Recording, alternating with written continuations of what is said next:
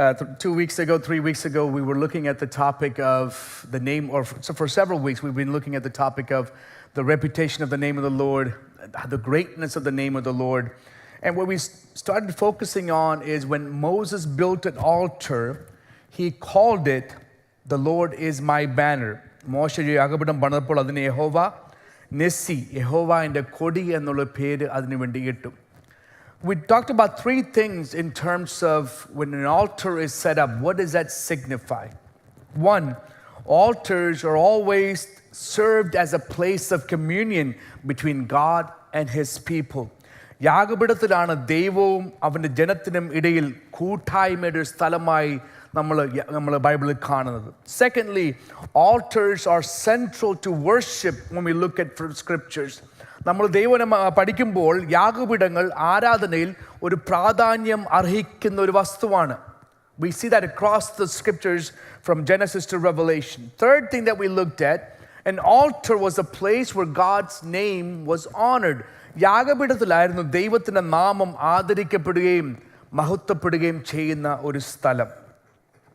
So when we study scriptures, we see where many people built or erected altars and then subsequently would name the altar or the place multiple things. I want you to look at something very familiar with me this morning. In Genesis, the 22nd chapter, ഉൽപ്പത്തി പുസ്തകം 22-ാം അധ്യായം, it's a story that we know really well. അവിടെ 14-ാം വാക്യം നമ്മളിങ്ങനെ വായിക്കുന്നു, Abraham ആ സ്ഥലത്തിന് യഹോവ ഇരെ എന്ന് പേരിട്ടു. യഹോവയുടെ പർവ്വതത്തിൽ അവൻ പ്രത്യക്ഷനാകുമെന്ന് ഇന്ന് വരെയും പറഞ്ഞു വരുന്നു. ഉൽപ്പത്തി 22:14 ഞാൻ വായിച്ചത്. Genesis 22:14, it says, Abraham named the place Yahweh Yireh, which means the Lord will provide. And to this day, people still use that name as a proverb. On the mountain of the Lord, it will be provided. നമുക്കറിയാം ഇതിന്റെ ചരിത്രം അല്ലേ? We know what the story is. പക്ഷേ ഈ 14-ാം വാക്യത്തിലല്ല ഈ പേരിനുള്ള അർത്ഥം അല്ലെങ്കിൽ പ്രാധാന്യം നമ്മൾ മനസ്സിലാക്കേണ്ടത്. എന്തുകൊണ്ടാണ് ഈ സ്ഥലത്തിന് അബ്രഹാം യഹോവ ഇരേ എന്ന് പേരിടുവാൻ സാധ്യമായത്? 9-ാം വാക്യം നമുക്കൊന്ന് വായിക്കാം, അതേ അധ്യായം.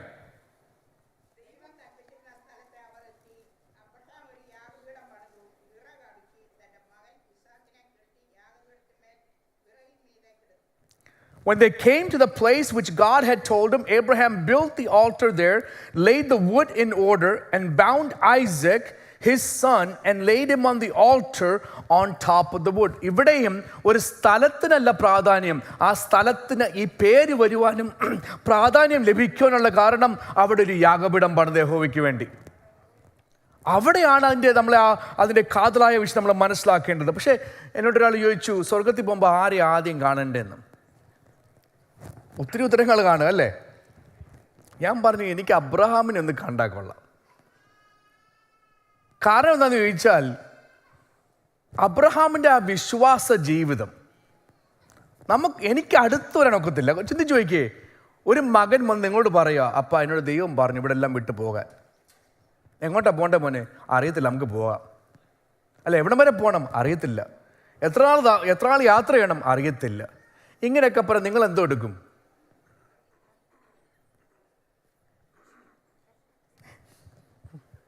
നിനക്കെന്തെങ്കിലും അസുഖം ഉണ്ടോ എന്ന് രാവിലെ?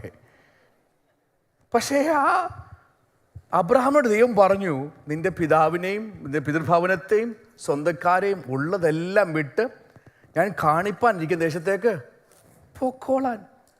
ഒരു മടിയും കാണിച്ചില്ല. ചെന്ന് പറഞ്ഞു വീട്ടിൽ നമുക്ക് പോകണമെന്ന്. എല്ലാവരും കൂടി ആ വിശ്വാസം ഒന്ന് ഓർത്തു വയ്ക്കേ. Think about the measure of faith that Abraham would have had to convince everything or everyone that he has, we have to leave because the Lord God has told me we have to go someplace. We don't know where we're going. We don't know how long we're traveling. At the very least, we know we have to go someplace. Abraham അതുപോലെ ചെയ്തു. അത് കഴിഞ്ഞിട്ടോ ഈ ചരിത്രം വരുമ്പോഴോ, when we come to this specific instance, ഒരേ ഒരു മകൻ, one son. And one wonderful day, God speaks to Abraham and says, നിനക്കൊണ്ട ഏകജാതനായ മകനുണ്ടല്ലോ, എനിക്ക് താ. Give him this one son is what God told Abraham. അവിടെ അബ്രഹാം മടി കാണിച്ചോ? Not a single moment of hesitation. അവിടെ നമ്മൾ വായിക്കുന്നു, അന്ന് രാവിലെ പോകേണ്ട ദിവസം രാവിലെ അതിരാവിലെ അബ്രഹാം എഴുന്നേറ്റു. നമുക്ക് എല്ലാ സൗകര്യങ്ങളും ഉള്ളപ്പോൾ ഞായറാഴ്ച എഴുന്നേക്കാൻ ബുദ്ധിമുട്ടുണ്ട്. പക്ഷെ സ്വന്തം മകനെ കൊടുക്കുവാൻ, യാഗമായി കൊടുക്കുവാൻ ദൈവം കൽപ്പിച്ചപ്പോൾ അന്ന് അതിരാവിലെ അബ്രഹാം എഴുന്നേറ്റു. അതിനൊരു മടിയുമില്ല. ഇനി നമ്മൾ ആ നടപ്പൊന്ന് ചിന്തിക്കാം. നടന്നു പോകുമ്പോൾ 2-3 വിഷയങ്ങൾ നമ്മളവിടെ മനസ്സിലാക്കേണ്ടതുണ്ട്. യഹോവ ഇരേന്ന് അബ്രഹാമിന് എന്നാ മനസ്സിലായെന്നറിയാമോ? ആ ആട്ടുകൊറ്റൻ അവിടെ വന്നപ്പോഴല്ല, കുറച്ച് വാക്കിങ്ങൾക്ക് മുമ്പ് ദൂരത്ത് നിന്ന് ആ സ്ഥലം കണ്ടപ്പോൾ അബ്രഹാം ബാല്യക്കാരോട് പറഞ്ഞു, നിങ്ങൾ ഇവിടെ നിൽക്ക്, ഞാനും ബാലനും കൂടെ പോയി യാഗം കഴിച്ചിട്ട് ഞങ്ങൾ മടങ്ങി വരും. അബ്രഹാമിന് അറിയാം യഹോവ ഇരേ ആരാണെന്ന്. ആട്ടുകൊറ്റിനെ കണ്ടപ്പോഴല്ല, യാഗപീഠത്തിന് പോയപ്പോൾ തന്നെ അബ്രഹാമിന് അറിയാം, ഞാനും എൻ്റെ മകനും ഇവിടെ തിരിച്ചു വരും. അത് കഴിഞ്ഞിട്ട് ഇവർ വിറകും കത്തിയും തീയും എല്ലാം കൊണ്ടുപോയപ്പോൾ മകനൊരു ചോദ്യം. When they're taking the wood and the fire and the knife and they're walking to the place where he is supposed to be offered as a sacrifice, the son has a question. അപ്പാ, വിറകുണ്ട്, തീയുണ്ട്, കത്തിയുണ്ട്, യാഗത്തിന്. Where is the animal for the sacrifice? അബ്രഹാമിൻ്റെ രണ്ടാമത്തെ വിശ്വാസ പ്രഖ്യാപനം, അല്ലെങ്കിൽ യഹോവ ഇരയാണെന്ന് ലോകത്തോട് വിളിച്ചു പറയുന്ന രണ്ടാമത്തെ വാചകം. അവിടെ മകനോട് പറഞ്ഞു, മകനെ, യഹോവ നമുക്ക് വേണ്ടി കരുതിക്കോളും. The Lord will provide. നമ്മൾ 2 വിധത്തിൽ ആ ചോദ്യം ചിന്തിക്കണം കേട്ടോ. ഒന്ന്, ആ മകൻ്റെ ഒരു ആശങ്ക. അപ്പാ, സാധാരണ യാഗത്തിന് പോകുമ്പോൾ ഇങ്ങനെയല്ല നമ്മൾ പോകുന്നത്. ഒരു വിറകുണ്ട്, തീയുണ്ട്, കത്തിയുണ്ട്. പക്ഷെ ആരെങ്കിലും ഒരാൾ എന്തോ ചെയ്യുന്നറിയാമോ? ഒരു മൃഗത്തെയും കൂടെ ചുമക്കും. Somebody will be carrying an animal also. But in this moment something seems different. Dad, where is the sacrifice or the animal for the sacrifice? ഞാൻ പറയുവാണ്, അബ്രഹാമിൻ്റെ കയ്യിലാണ് കത്തി ഇരിക്കുന്നത്. പക്ഷെ കുത്തേറ്റത് ആർക്കാണെന്നറിയാമോ? അബ്രഹാമിന് തന്നെ. ആ ചോദ്യത്തിൽ നമ്മുടെ ആരുടെയും മകനോ മകളോ അങ്ങനെ ഒന്ന് ചോദിച്ചാൽ നമുക്ക് വിലയെടുക്കത്തില്ലയോ? നമ്മൾ പ്രയാസപ്പെടില്ല, എങ്ങനെ മറുപടി പറയും? പക്ഷെ അബ്രഹാമിൻ്റെ വിശ്വാസം, മകനെ നീ വിഷമിക്കേണ്ട, ഭാരപ്പെടേണ്ട, നമ്മുടെ യഹോവ കരുതിക്കൊള്ളും. Jehovah Jireh will provide. ഇതെല്ലാം കഴിഞ്ഞിട്ട്, after all this is done, യാഗപീഠം പണിതു, ഐസക്കിനെ ഇസ്ഹാക്കിനെ ആ യാഗപീഠത്തിന്മേൽ വെച്ചു, കയറ് കെട്ടി. ഇസ്ഹാക്കിൻ്റെ മനസ്സെന്തായിരിക്കും പോകുന്നത്? What will be going through the mind or the thoughts of Isaac as he is laid on the altar? ഒരു പക്ഷേ പറഞ്ഞു കാണും, അപ്പാ, ഒരല്പം മുമ്പ് എന്നോട് പറഞ്ഞത് നീ വിഷമിക്കണ്ട, യഹോവ കരുതിക്കൊള്ളുമെന്ന്. എന്തിനാ എന്നെ കേട്ടുന്നത്? അതിനുശേഷം അബ്രഹാം കത്തിയെടുത്ത് ഉയർത്തി. അപ്പോഴും വേണമെങ്കിൽ ഇസ്ഹാക്കിന് ചോദിച്ചേക്കാം, അപ്പാ, you told me God will provide, you laid me on the altar, you tied me on the altar, now you're raising the knife against me. ഈ ചോദ്യങ്ങളൊക്കെ മനസ്സിൽ പോകും. അബ്രഹാമിനും അറിയാം ഈ ചോദ്യങ്ങളൊക്കെ ഇസ്ഹാക്കിൻ്റെ മനസ്സിലുണ്ടെന്ന്. പക്ഷെ ഇതെല്ലാം പ്രവൃത്തിയിൽ കാണിച്ചത്, ഈ സ്ഥലത്തിനൊരു പേര് വരും. ആ പേര് വരുന്നത് സ്ഥലത്തിൻ്റെ മഹാത്മ്യമല്ല, എനിക്കൊരു യഹോവയെ അറിയാം. I know a Jehovah. I know a Lord God. I know someone who provides in all of our situations. ഇത് നമ്മൾ അനുഭവിച്ചറിയുന്നപ്പോൾ അറിയാമോ? ഇവിടെ ആട്ടുകൊറ്റനെ കണ്ടപ്പോഴാ. ഇതാണ് നമ്മുടെ പലരുടെയും വിശ്വാസം. Our faith is always based on when something is already provided, then we will say Jehovah provided. But Abraham's testimony is not that. Before he could see the place where his son was to be offered as a sacrifice, in that moment Abraham declared, my God will provide. As he laid his son on the altar, he is declaring, my God will provide. Through that lesson, I believe Isaac learned a valuable thing, which is trust in the Lord. Jehovah Jireh is still within us. ഞാൻ പറയട്ടെ, ഇന്ന് പകൽക്കാലം ദൈവമക്കളെ, നമ്മുടെ ആരുടെയെങ്കിലും ജീവിതത്തിൽ കർത്താവെ പ്രാർത്ഥിക്കുന്നുണ്ട്, വിശ്വാസത്തിന്റെ ചുവടുകൾ വെക്കുന്നുണ്ട്, ഒരു കാര്യം ഞാൻ വിളിച്ചു പറയാം. യഹോവ ഈരെ, നമ്മുടെ ആവശ്യങ്ങൾക്ക് തക്കവണ്ണം നമുക്ക് മറുപടി തരുന്ന, പ്രതിഫലം തരുന്ന, നമുക്ക് വസ്തുക്കളെ തരുന്ന, അനുഗ്രഹങ്ങൾ തരുന്ന ഒരു ദൈവമുണ്ട്. ആ യഹോവയ്ക്ക് ഒരു മാറ്റവും ഉണ്ടായിട്ടില്ല. Jehovah Jireh that Abraham met in the 22nd chapter of Genesis hasn't changed as we live in year 2026. That is still true. Jehovah Jireh, my God, will provide. In the New Testament, Paul makes this very simple to us. In Philippians chapter 4 verse 19, ഫിലിപ്പിയ ലേഖനം 4-ാം അധ്യായം അതിൻ്റെ 19-ാം വാക്യം, and my God will supply all my needs according to his riches in glory in Christ Jesus. എൻ്റെ ദൈവമോ നിങ്ങളുടെ ബുദ്ധിമുട്ടൊക്കെയും മഹത്വത്തോടെ തന്നെ ധനത്തിനൊത്തവണ്ണം ക്രിസ്തുയേശുവിൽ പൂർണ്ണമായി തീർത്തു തരും. Think about it this way. കർത്താവിൻ്റെ കരുതൽ കാണണമെങ്കിൽ ഉൽപ്പത്തി തൊട്ട് വെളിപ്പാട് വരെ വായിച്ചാൽ മതി അല്ലേ? When the Israelites walked, കർത്താവ് അവർക്ക് വേണ്ടി കരുതിയോ? മരുഭൂമിയിൽ വെള്ളത്തിന് വേണമെങ്കിൽ വെള്ളം പാറയിൽ നിന്ന്, ഇറച്ചി വേണമെങ്കിൽ ഇറച്ചി ആകാശത്തിൽ നിന്ന്, അപ്പം വേണമെങ്കിൽ അപ്പം ദൂതന്മാരുടെ ഭക്ഷണം പോലെ ദൈവം അവർക്ക് കൊടുത്തു. ഇവർക്ക് എന്താണ് ദൈവം കൊടുക്കാതിരുന്നത്?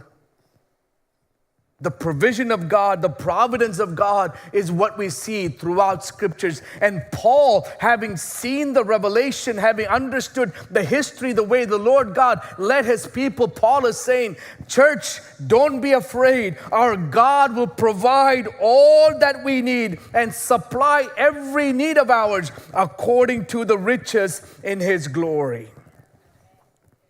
അതിൻ്റെ പശ്ചാത്തലം കൂടെ നമ്മൾ അറിഞ്ഞിരിക്കണം ആ വാക്യത്തിൻ്റെ. Look at the way Paul describes this verse and reminding us how God supplies for our needs. One, Paul says, my God, എൻ്റെ ദൈവം.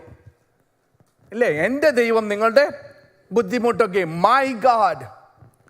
എല്ലാവർക്കും ഈ വാക്യം പറഞ്ഞാലൊന്നും പറയണല്ലോ കേട്ടോ. അവിടെ ഒരു ബന്ധം വേണം ദൈവത്തോട്. എൻ്റെ ദൈവം എന്ന് പറയുവാൻ നമുക്കൊരു പ്രാഗൽഭ്യമുണ്ടെങ്കിൽ ആ ദൈവം നമ്മുടെ ബുദ്ധിമുട്ടൊക്കെ അറിഞ്ഞ് നമുക്ക് തരും.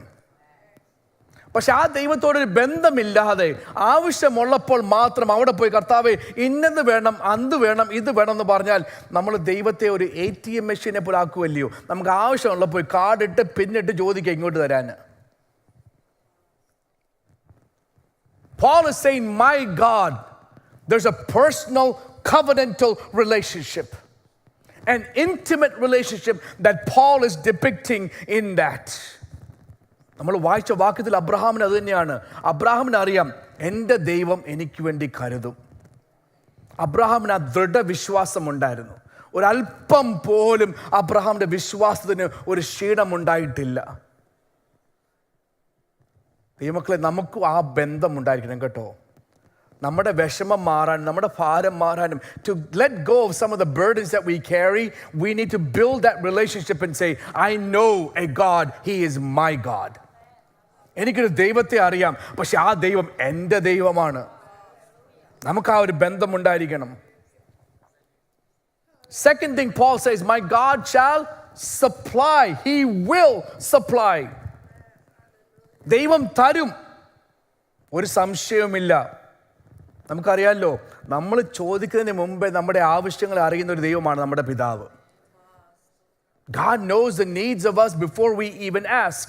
Our God is able to provide for us whatever is necessary. This, Paul is saying, is my verse of faith and certainty declared.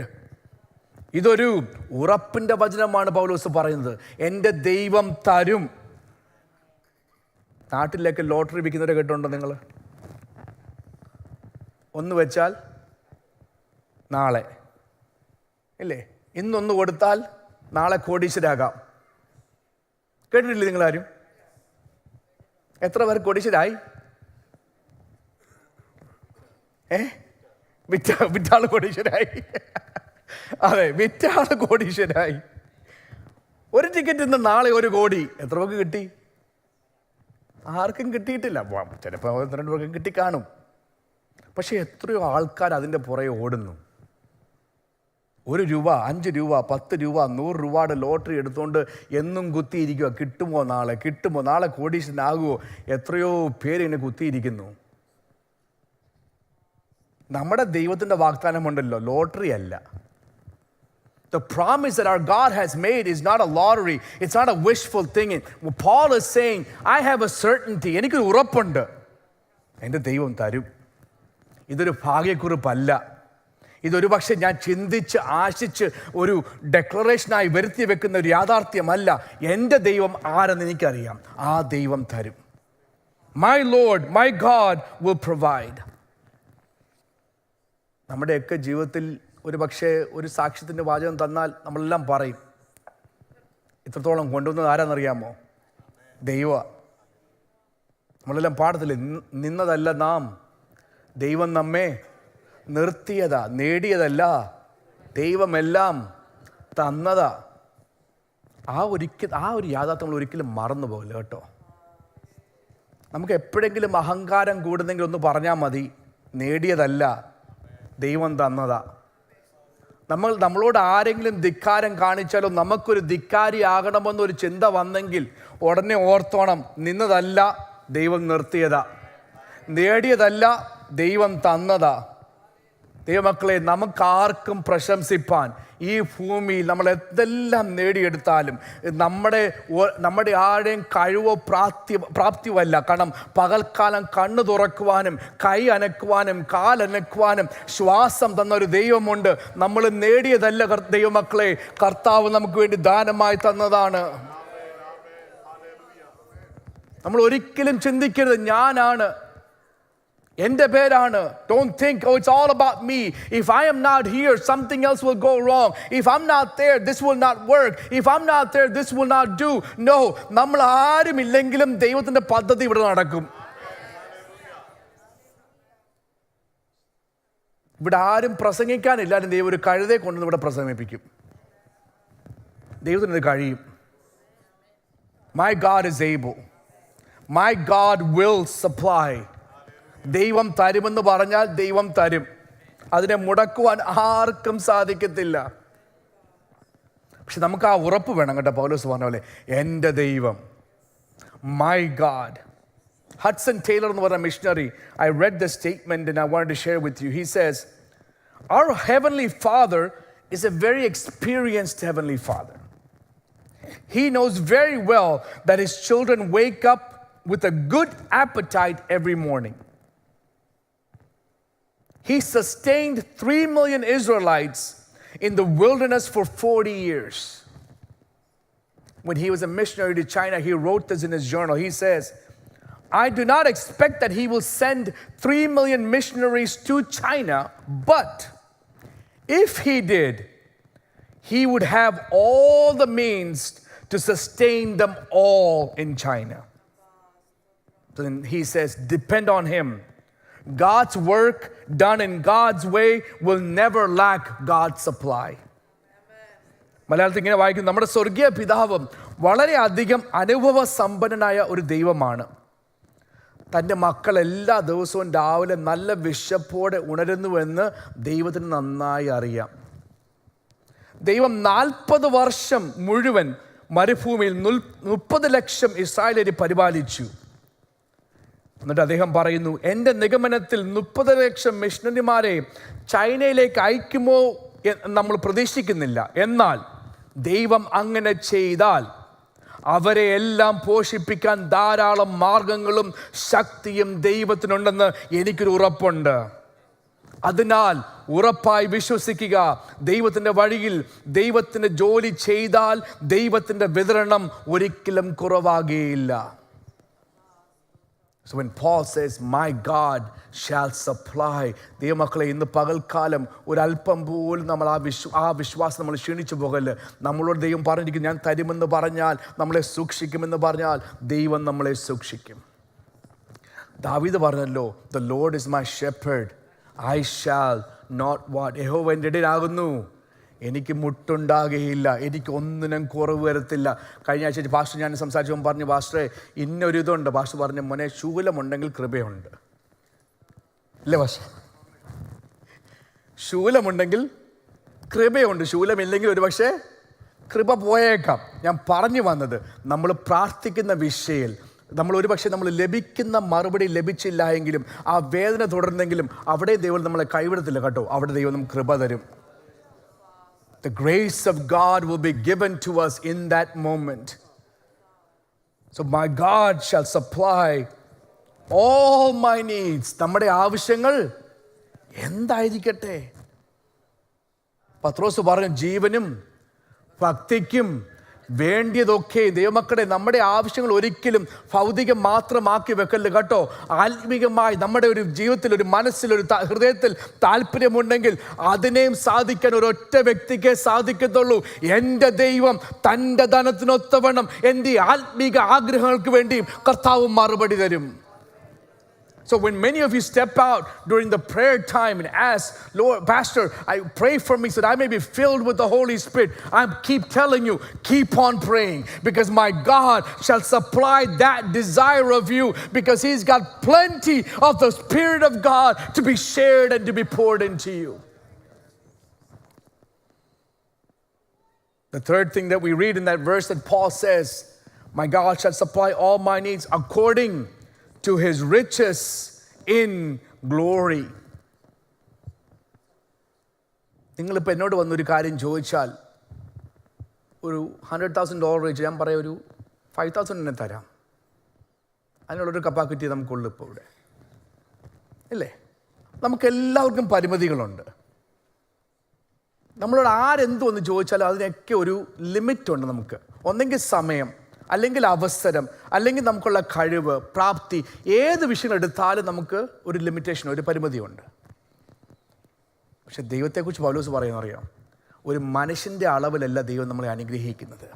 ഒരു മനുഷ്യൻ്റെ അളവിലല്ല ദൈവം നമുക്ക് വേണ്ടി കരുതുന്നത്. According to his riches in glory, തൻ്റെ മഹത്വത്തിനനുസരിച്ചാണ് ദൈവം നമുക്ക് വേണ്ടി തരുന്നത്.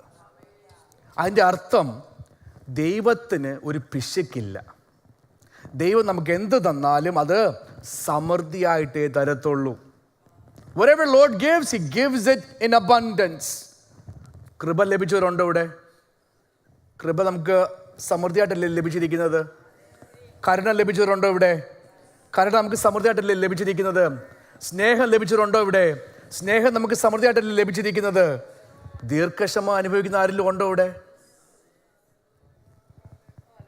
Is there anybody here who's experienced the grace, the mercy, the companionship, the faithfulness, and more importantly in my mind, the long suffering or the patience of God? നമ്മുടെ പാപങ്ങൾക്കൊത്തവണ്ണം നമ്മോട് കർത്താവ് ചെയ്തിരുന്നെങ്കിൽ, ആ ക്ഷമ കാണിച്ചില്ലായിരുന്നെങ്കിൽ, ഇന്ന് പകൽക്കാലം എത്ര പേർക്ക് ഇവിടെ ഇരിക്കുവാൻ സാധിക്കും? അങ്ങനെയാണെങ്കിൽ ആ ക്ഷമ പോലും നമുക്ക് സമൃദ്ധിയായി തരുന്നൊരു ദൈവമുണ്ട്. Even the forgiveness and His long suffering is given to us in abundance. യേശു ക്രിസ്തു പറഞ്ഞു, ഞാനാണ് ജീവൻ തരാൻ വന്നത്. ഞാൻ ജീവൻ തരുന്നത് നിങ്ങൾക്ക് വേണ്ടി അല്പകാലത്തേക്കല്ല, നിങ്ങളുടെ ജീവൻ സമൃദ്ധിയായിരിക്കുവാനാണ് ഞാൻ നിങ്ങളുടെ അടുക്കിലേക്ക് കടന്നു വരുന്നത്. I have come to give you life, but not just simply life, to live it abundantly. So according to His riches, meaning according to His abundance, there is no limitation in what the Lord God can give unto us. In other words, our God is that generous. ദൈവത്തിൻ്റെ ഔദാര്യം നമുക്കൊന്നും പറഞ്ഞു തീർക്കാൻ ഒക്കത്തില്ല. The fourth thing Paul says, in Christ Jesus, my God shall supply all my needs according to His riches and glory in Christ Jesus. ക്രിസ്തുവിൽ. ദൈവമക്കളെ, ക്രിസ്തുവാണ് നമ്മുടെ എല്ലാ അനുഗ്രഹങ്ങളുടെയും channel. Christ is the channel for every blessing that we receive. You put Christ aside or put him beside something else and go directly, there is no blessing, because every blessing that we have been given is through Christ himself, because the Lord God said, if I have given my son on the cross to die for you, would I not have given everything else that you need in your life?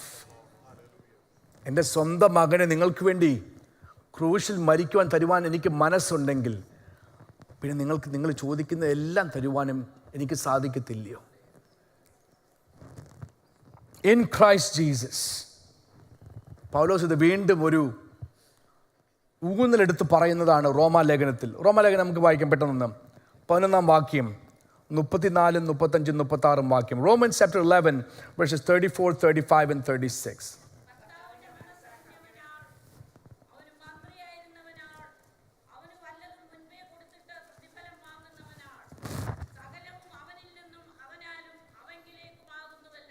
Amen.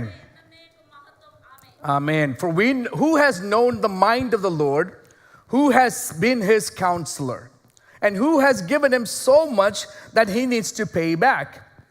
For of him and through him and to him are all things, to whom be glory forever.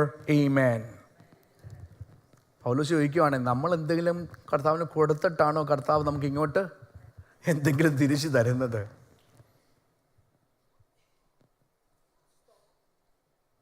നമ്മൾ ഈ സ്തോത്രാശയം ദശാംശം കൊടുക്കുമ്പോൾ ഉണ്ടല്ലോ, നമ്മൾ ചിന്തിക്കില്ല, ഇതിൽ നിന്ന് പോയാൽ എനിക്ക് ടൈറ്റാകും. ദൈവം തന്നതാണ് നമ്മൾ അങ്ങോട്ട് കൊടുക്കുന്നത്. The offerings and the tithes are what we give unto the Lord. പക്ഷേ ആദ്യം ലഭിച്ചെവിടുന്ന് അറിയാമോ? അവിടെ നിന്ന് ഇങ്ങോട്ട് ലഭിച്ചിട്ട് നമ്മൾ അങ്ങോട്ട് കൊടുക്കുന്നത്. പൗലോസ് ചോദിക്കുക, അവന് വല്ലതും മുമ്പേ കൊടുത്തിട്ട് പ്രതിഫലം വാങ്ങുന്നവൻ R? Who has given him so much that the Lord has to pay back? അടുത്തത് സകലവും. ഇംഗ്ലീഷിൽ ഏത് വാക്കെന്ന് അറിയാമോ? അതേ വാക്കാ കേട്ടോ, ഓൾ. ഹീബ്രുവിലും ഗ്രീക്കിലും എല്ലാം അതേ അർത്ഥമാണ്. All of it. For him, of him, through him, to him are all things, to whom be glory forever. Amen. സകലവും അവനിൽ നിന്ന് അവനാലും അവങ്കലേക്കുമാകുന്നുവല്ലോ, അവന് എന്നേക്കും മഹത്വം. ആമേൻ. ഇതാ പറയും, നമ്മൾക്കൊന്നും അഹങ്കരിക്കേണ്ട വലിയ കാര്യമൊന്നുമില്ല. കാരണം എല്ലാം ദൈവത്തിൻ്റേത്, സകലവും ദൈവത്തിൻ്റേത്. We should realize that when we come and approach God, when we think about our Lord, when we worship him, when we praise him, we should have that mindset. Yes, everything belongs unto the Lord. പെട്ടെന്ന് നമുക്കൊന്ന് ചിന്തിക്കാം. പുതിയ നിയമത്തിൽ ഈ യാഗപീഠത്തെ പറ്റി നമ്മൾ ചിന്തിക്കുമ്പോൾ എന്താണ് യാഗപീഠം നമ്മളെ പഠിപ്പിക്കുന്നത്? We see in the Old Testament Noah, Abraham, in the book of Judges with Gideon, we see many people setting up altars and naming it certain things based on the experiences they had. And my question to us is, in the New Testament, what does an altar signify? Thank God that we don't have to bring animals to the church. അല്ലേ? ഒരു കാളയും ഒരു ആടിനെയും ഒരു പക്ഷിയൊക്കെ കൊണ്ടുവരണമെങ്കിൽ നമ്മുടെയൊക്കെ ആരാധന എന്തുമായിരുന്നു ഇപ്പം? ആ വീട്ടിൽ നിന്ന് ഇറങ്ങുന്ന ഒരുക്കൊന്ന് നോക്കിയേ, വണ്ടിക്കകത്ത് ഇതെല്ലാം വെച്ചുകൊണ്ട് വരുമെന്ന് ചിന്തിച്ചു നോക്കിയേ. ഇതൊന്നും കൊണ്ടുവരണ്ട. So what does the altar signify in the New Testament? In 1 Peter chapter 2 verse 5 it says, you also as living stones are being built up a spiritual house, a holy priesthood, to offer up spiritual sacrifices acceptable to God through Jesus Christ. നിങ്ങളും ജീവനുള്ള കല്ലുകൾ എന്ന പോലെ ആത്മീയ ഗ്രഹമായ യേശു ക്രിസ്തു മുഖാന്തരം ദൈവത്തിന് പ്രസാദമുള്ള ആത്മീയ യാഗം കഴിപ്പാൻ തക്കവണ്ണം വിശുദ്ധ പുരോഹിത വർഗമാകേണ്ടതിന് പണിയപ്പെടുന്നു. നമുക്കൊരു യാഗപീഠമുണ്ട് പുതിയ കേട്ടോ. അവിടെ അർപ്പിക്കുന്നതാണ് ആത്മീയ യാഗങ്ങൾ. Spiritual sacrifices are what we offer in the New Testament, in the Bible that we see. What is that? What is spiritual sacrifice? ഒന്ന്, നമ്മുടെ ശരീരങ്ങൾ. Romans 12 verse 1 അല്ലേ? റോമർ 12:1 എന്ത് വായിക്കുന്നു? ആകയാൽ സഹോദരന്മാരെ, ദൈവത്തിൻ്റെ മനസ്സലിവ് ഓർപ്പിച്ച് നിങ്ങളെ പ്രബോധിപ്പിക്കുന്നു, നിങ്ങൾ ആരാധനയായി നിങ്ങളുടെ ശരീരങ്ങളെ Offer your bodies as a living sacrifice. That's what's required of us on the altar in the New Testament. What does that mean? Every day, my ears, my eyes, my hands, my feet, what I say, how I think, all of it should be offered as a living sacrifice in the presence of God on the altar of God. I don't get to decide how my mouth speaks. My Lord decides what I should say and how my mouth should speak. Everything that I do should be decided by the Lord. നമ്മുടെയൊക്കെ കുഴപ്പമുണ്ടല്ലോ, യാഗപീഠത്തെ വെച്ചിട്ട് തിരിച്ചെടുക്കും. പ്രാർത്ഥിക്കുമ്പോൾ യാഗപീഠത്തിൽ, പ്രാർത്ഥന കഴിയുമ്പോൾ ഇനി എൻ്റെ ഇഷ്ടം. അങ്ങനല്ല, ഇത് കണ്ടിന്യൂസാ, ഇത് നിരന്തരമാ, ഇത് ദിനംപ്രതിയാണ്. എന്തുവെന്നറിയാമോ? ദിനംപ്രതി നമ്മളെ തന്നെ ഈ യാഗപീഠത്തിന്മേൽ ഒരു ജീവനുള്ള ആരാധനയായി നമ്മളെ തന്നെ സമർപ്പിക്കണം. Every single moment. സൺഡേ വരുമ്പോൾ മാത്രമല്ല കേട്ടോ, മൺഡേ രാവിലെ എഴുന്നേൽക്കുമ്പോൾ പറഞ്ഞു, കർത്താവേ, എൻ്റെ നാവ്, എൻ്റെ ആദരം, എൻ്റെ കണ്ണ്, എൻ്റെ ചെവി, എൻ്റെ കരങ്ങൾ, എൻ്റെ കാലുകൾ, എനിക്കുള്ളതെല്ലാം അങ്ങയുടെ മുൻപാകെ സമർപ്പിക്കുന്നു.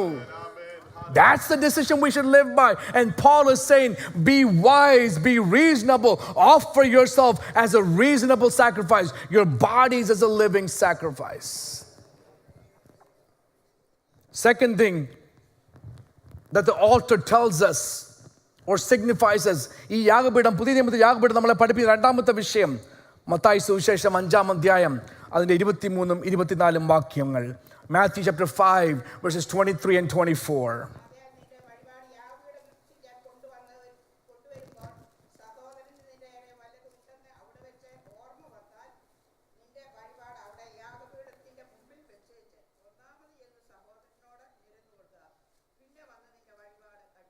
Amen. Therefore, if you bring your gifts to the altar and there remember that your brother has something against you, leave your gift there before the altar and go your way. First be reconciled to your brother and then come and offer the gift. പുതിയ നിയമത്തിൽ യാഗപീഠം നമ്മളെ പഠിപ്പിക്കുന്ന, ഓർമ്മിപ്പിക്കുന്ന രണ്ടാമത്തെ വിഷയം, ആരാധന മാത്രമല്ല പ്രാധാന്യം അർഹിക്കുന്നത്, നിരപ്പും നമ്മുടെ ഉത്തരവാദിത്തമാണ്.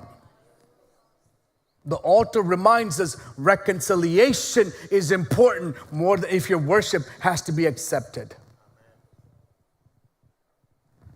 ദൈവം ചുമ്മാ കുഞ്ഞുകളിയല്ല ആരാധന കേട്ടോ. ദൈവത്തിന്, ദൈവം പറയുന്നു, നിങ്ങൾ കൊണ്ടിരുന്ന യാഗവസ്തുക്കൾക്കെല്ലാം നന്ദി, വളരെ വളരെ അഭിനന്ദനങ്ങളെല്ലാം ഉണ്ട് നിങ്ങൾക്ക്. പക്ഷേ നിങ്ങൾ നിരപ്പ് പ്രാപിക്കാത്തൊരവസരമുണ്ടെങ്കിൽ അവിടെ വെച്ചിട്ട് പോയേര്. പോയി നിരപ്പ് പ്രാപിച്ചിട്ട് വന്നിട്ട് ഈ യാഗം അർപ്പിച്ചാൽ മതി. പുതിയ നിയമത്തിൽ യാഗപീഠം നമ്മളെ വിളിച്ചു പറയുന്നു, നിരപ്പിന് വളരെ പ്രാധാന്യമുണ്ട്. The New Testament says the altar gives us the call and the reminder to be reconciled with one another. And the last thing I'll tell you this morning, in Hebrews chapter 13 verses 15 and 16, എബ്രായ ലേഖനം 13-ാം അധ്യായം 15-16 വാക്യങ്ങൾ ഞാൻ പെട്ടെന്ന് വായിച്ചേക്കാം. അതുകൊണ്ട് അവൻ മുഖാന്തരം നാം ദൈവത്തിന് അവൻ്റെ നാമത്തെ ഏറ്റുപറയുന്ന അധരഫലമെന്ന സ്തോത്രയാഗം ഇടവിടാതെ അർപ്പിക്കുക. അവിടെ കൊണ്ട് നിർത്തല് കേട്ടോ. അടുത്ത വാക്യങ്ങൾ വായിക്കണം. യാഗപീഠത്തെക്കുറിച്ച് ചിന്തിക്കുമ്പോൾ, നന്മ ചെയ്യുവാനും കൂട്ടായ്മ കാണിപ്പാനും മറക്കരുത്. ഈ വക യാഗത്തിലല്ലോ ദൈവം പ്രസാദിക്കുന്നത്. Hebrews 13, 15 and 16. Through him let us continually offer up a sacrifice of praise to God. That is the fruit of the lips that acknowledge his name. And don't forget to do good and to share with those in need.